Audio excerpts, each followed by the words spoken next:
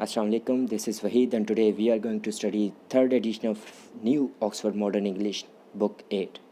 इसमें सबसे पहले हम स्टडी करने जा रहे हैं इसकी सबसे पहली पोएम जिसका नाम है When I Heard the Learned Astronomer.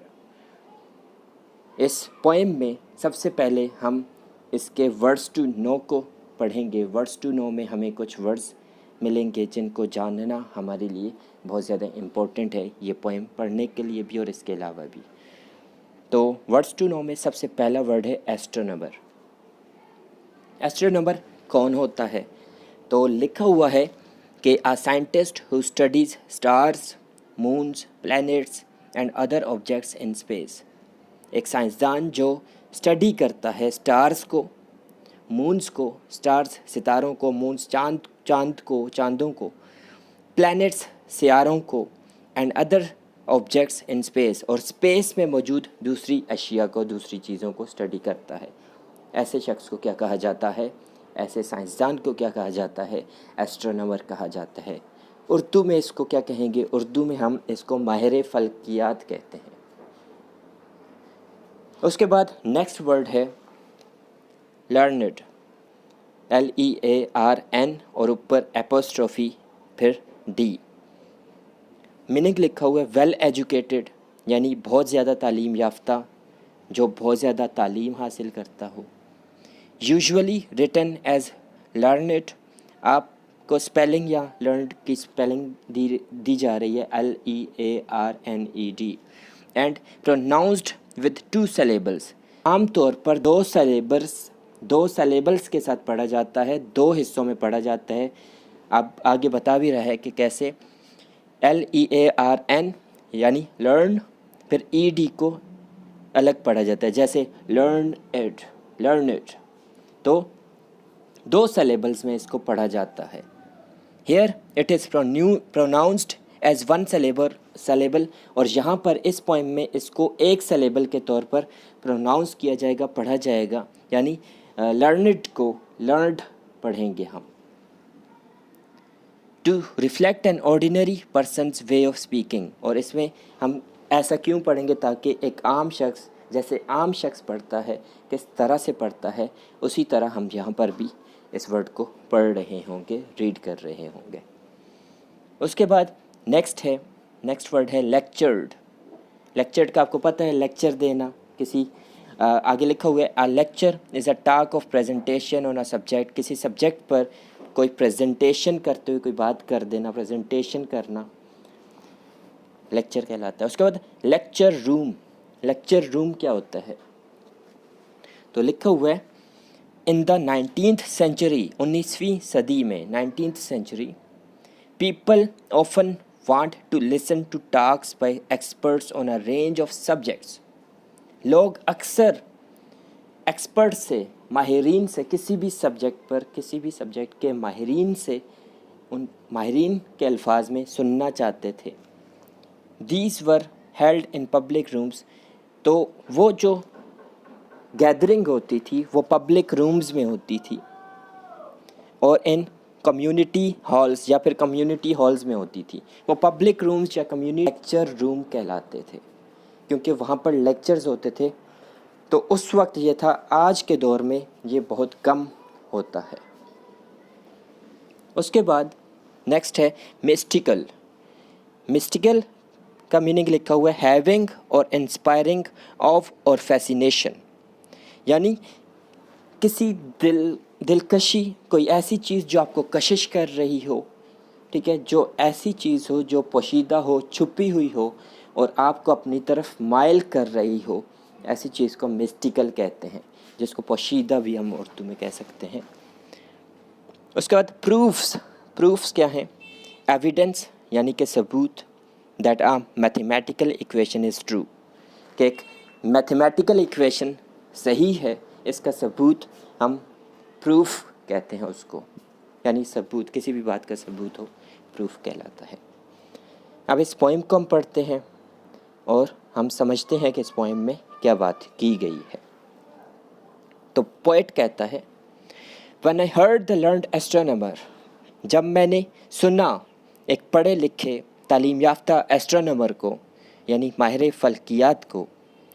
When the proofs, the figures were ranged in columns before me, जब proofs को यानी कि सबूतों को, the figures यानी फिगर्स को, हिंसों को और इन सबूतों और हिंसों को मेरे सामने कॉलम्स में लाया जाता है। When I was shown the charts and diagrams, जब मुझे चार्ट्स और डायग्राम्स दिखाए जाते हैं, to add, divide and measure them, उन्हें ऐड करने, उन्हें डिवाइड करने और उन्हें मेजर यानी कि नापने के लिए।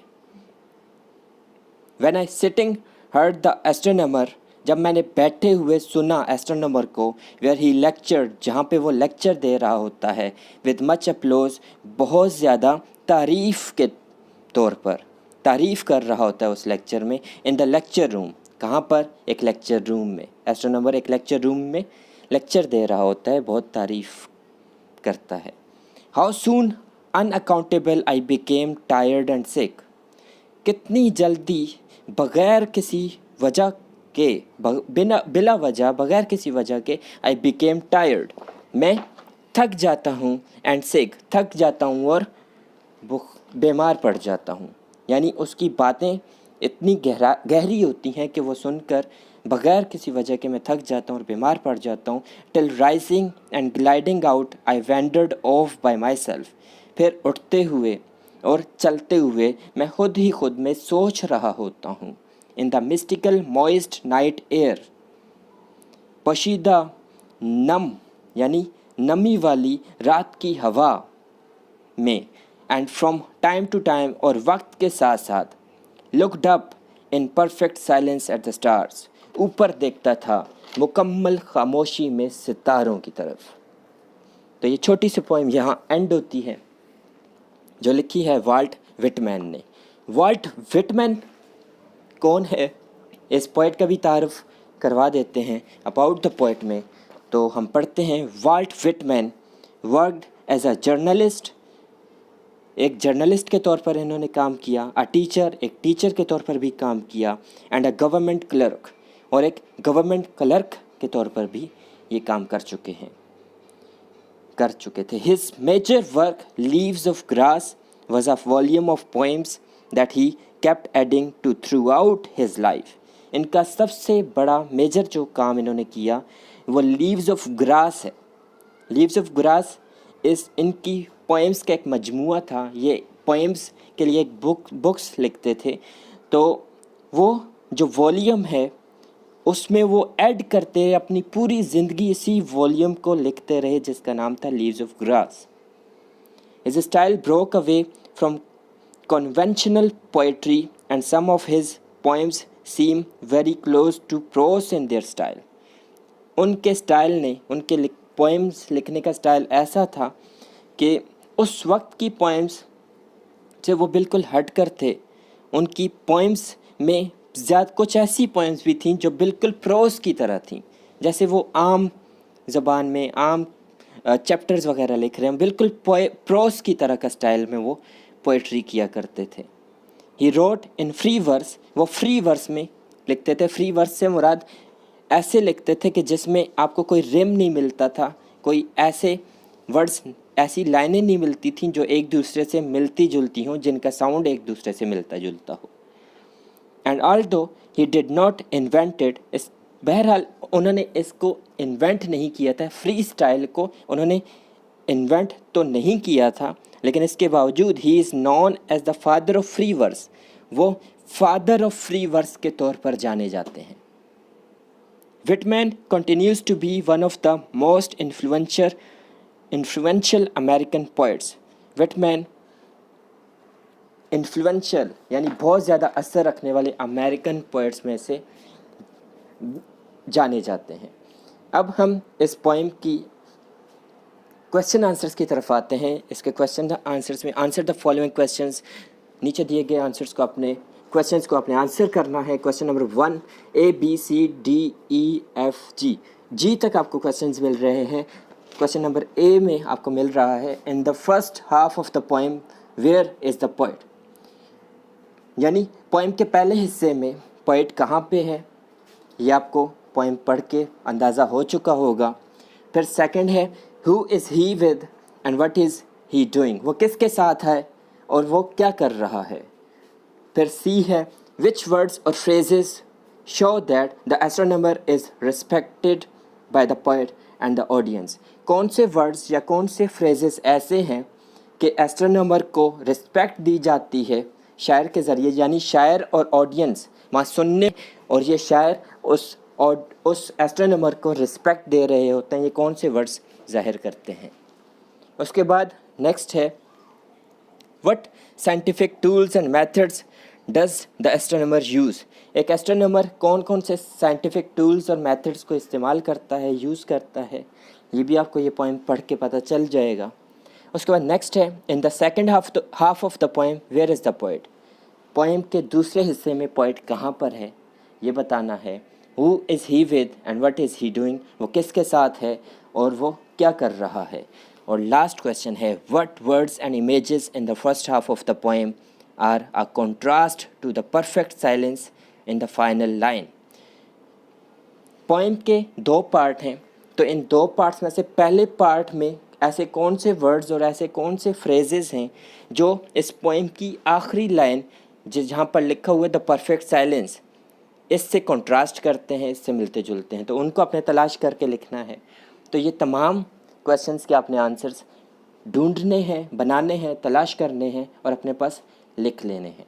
उसके बाद एक और होम टास्क है, वो होम टास्क क्या है, आपको कॉन्ट्रैक्शंस दिखाई दे रहे हैं, जहाँ लिखा हुआ है when speaking and in informal writing people often use contraction, बोलते हुए और इनफॉर्मल लैंग्वेज में, यानी ऐसी ज़बान में, ऐसी लैंग्वेज में जहाँ वो किसी ऑफिस वगैरह में ना हो, दोस्तों में, फैमिली वगैरह में जो बोली जाती है उसको इनफॉर्मल लैंग्वेज कहा जाता है। तो वहाँ पर लोग अक्सर कॉन्ट्रैक्शन का सहारा लेते हैं, कॉन्ट्रैक्शन को यूज़ करते हैं।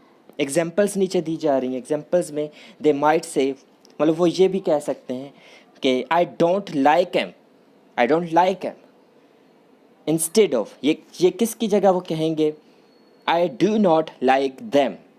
तो यहाँ पे डू नॉट को भी शॉर्ट किया, डोंट किया, देम को भी हमने एम कर दिया। तो इसी तरह शॉर्ट करने के इस प्रोसेस को, जहाँ पे अपोस्ट्रोफी लगाकर शॉर्ट कर दिया जाए वर्ड्स को, इसको हम कॉन्ट्रैक्शंस कहते हैं। इसी तरह दूसरी एग्जांपल देखते हैं, दे माइट राइट, वो लिख सकते हैं कि he could have instead of he could have, वो ही कुड हैव की जगह ही कुड हैव, यानी कुड के साथ अपोस्ट्रोफी वी ई लगाकर इसको शॉर्ट करके लिख सकते हैं, तो इसको भी हम कॉन्ट्रैक्शन कहेंगे। तो आई होप कि आपको समझ आ चुका होगा कि कॉन्ट्रैक्शन बेसिकली क्या है। फिर नीचे आपको इसके बारे में क्वेश्चंस कर रहे हैं। जो पहला क्वेश्चन है, क्वेश्चन नंबर 1 है विच 3 words does the poet contract, इस पोएम में ऐसे कौन से 3 वर्ड्स हैं जिनको पोएट कॉन्ट्रैक्ट करता है, जिनकी कॉन्ट्रैक्शन बनाता है। पोएम पे एक निगाह डालिएगा, आपको आराम से वो 3 वर्ड्स मिल जाएंगे। उसके बाद सेकंड है व्हाट डू दे मीन, उनका क्या मतलब है, फिर आप उनका मीनिंग भी निकालिएगा, उनका मतलब भी लिखिएगा उन वर्ड्स के साथ। फिर 3 है how should they be written and how many syllables should they have, उन्हें कैसे लिखना चाहिए, यानी उनको फुल फॉर्म में आप कैसे लिखोगे वो आपने बताना है, और कितने सिलेबल्स उनके होने चाहिए, यानी अगर पढ़ा जाए तो कितने सिलेबल्स में। जैसे हम स्टार्ट में जो लर्नड का वर्ड है लर्निड, यानी 2 सिलेबल्स में पढ़ा जा रहा था, आमतौर पर लोग 1 सिलेबल में पढ़ते हैं, तो उन वर्ड्स को कितने सिलेबल्स में पढ़ा जाना चाहिए ये आपने पता लगाना है। उसके बाद लास्ट है what are the 2 other words that Whitman could have contracted in the same way, इसी पोएम में 2 और कौन से वर्ड्स हैं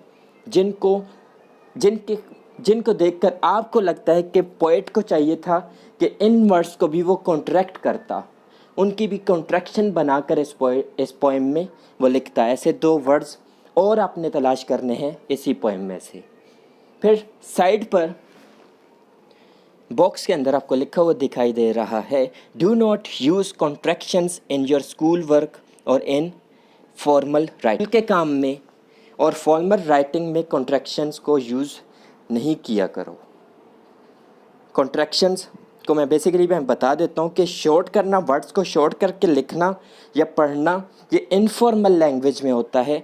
आप घर पे बोल सकते हो, अपने दोस्तों के साथ बोल सकते हो, तो लेकिन किसी ऑफिस में, किसी स्कूल में, किसी इदारे में आप ऐसे वर्ड्स को शॉर्ट नहीं कर सकते, किसी भी वर्ड को शॉर्ट नहीं कर सकते। कोशिश किया करें कि पूरे के पूरे वर्ड्स को आप लिखा करें, पढ़ा करें। अपने एग्ज़ाम्स के दौरान भी जब आप एग्ज़ाम्स दे रहे होते हैं और उसमें आपकी जो शीट आती है उस पर जब आंसर्स कर रहे होते हैं, तो आप शॉर्ट फॉर्म्स को लिखना अवॉइड किया करें।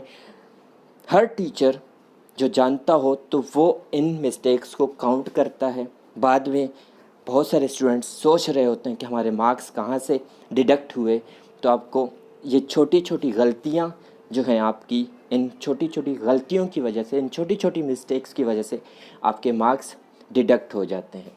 तो आइंदा इस बात का ख्याल रखिएगा, अभी से प्रैक्टिस करना स्टार्ट कर दें। अपनी कॉपीज़ में जब भी आप काम लिखें, कॉन्ट्रैक्शंस को यूज़ करना कम से कम करें, बल्कि ख़त्म कर दें। तो ये था आपका होम टास्क। आपको होम टास्क मिल चुका है जिसमें आपको आंसर्स देने हैं कुछ क्वेश्चंस के, और उसके बाद कॉन्ट्रैक्शंस का भी होम टास्क है जिसमें आपको कुछ क्वेश्चंस दिए गए हैं, उनके भी आपने आंसर्स करने हैं। आई होप कि आप इस होम टास्क को जल्द से जल्द कंप्लीट कर लेंगे और इस होम टास्क को जल्द से जल्द कंप्लीट करने के बाद स्कूल में सबमिट कर देंगे ताकि आपके मार्क्स आपको दे दिए जाएं। आई होप कि हम जल्द ही मिलेंगे अपनी नेक्स्ट क्लास में। तब तक के लिए अल्लाह हाफिज़, गुड बाय।